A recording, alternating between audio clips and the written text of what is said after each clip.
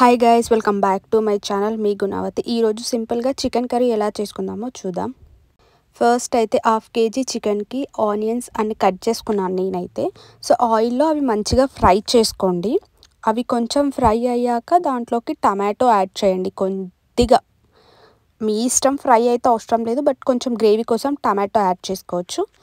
అవి మంచిగా ఫ్రై అవుతుండగా 5 minutes తర్వాత కొంచెం పసుపు, అలాగే కొంచెం అల్లం వెల్లుల్లి పేస్ట్ యాడ్ చేయండి. వాటిని బాగా కలపండి. సో అవి మంచిగా దగ్గరకు వచ్చేస్తుందండి కొంచెం ఫ్రై అయ్యేసి.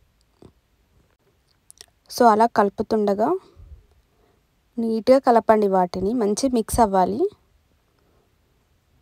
చూస్తున్నారు కదా, అలా కొంచెం మాడినట్టు అవుతుంది, బట్ పర్లేదు.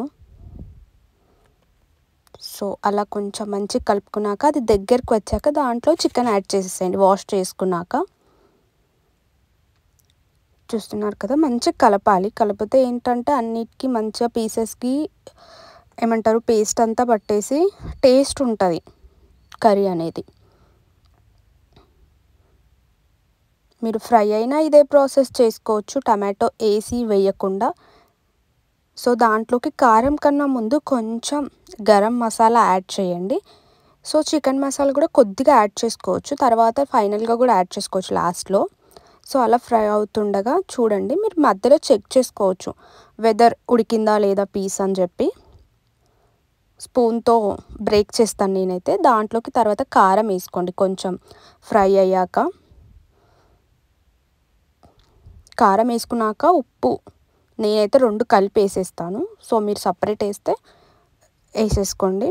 సో మంచిగా కలుపుతుంటే అది బాగా మిక్స్ అవుతుంది అన్నమాట. సో మంచిగా ఫ్రై అవుతుంది. మీరు మిడిలో చెక్ చేసుకోవచ్చు అలా స్పూన్తో బ్రేక్ చేసి. సో అది ఆల్మోస్ట్ ఉడికిపోయింది. సో మీరు వాటర్ కావాలంటే వాటర్ యాడ్ చేసుకోవచ్చు. నాకైతే చపాతీకి కావాలి కాబట్టి నేను వాటర్ యాడ్ చేశాను. మీ ఇష్టం, అలాగే కొంచెం సేపు ఉంచి డైరెక్ట్ తినేయచ్చు ఫ్రై, బట్ మాకు గ్రేవీ కావాలి. సో చూస్తున్నారు కదా కర్రీ, అది చాలా ఒక 10 minutes స్లో ఫ్లేమ్లో పెట్టి లిడ్ క్లోజ్ చేయాలి. చేస్తే అది వేపర్ బయటికి వెళ్ళకుండా, ఎవాపరేట్ అవ్వకుండా బాగా దాంట్లోనే ఉండి టేస్ట్ అనేది చాలా బాగుంటుంది.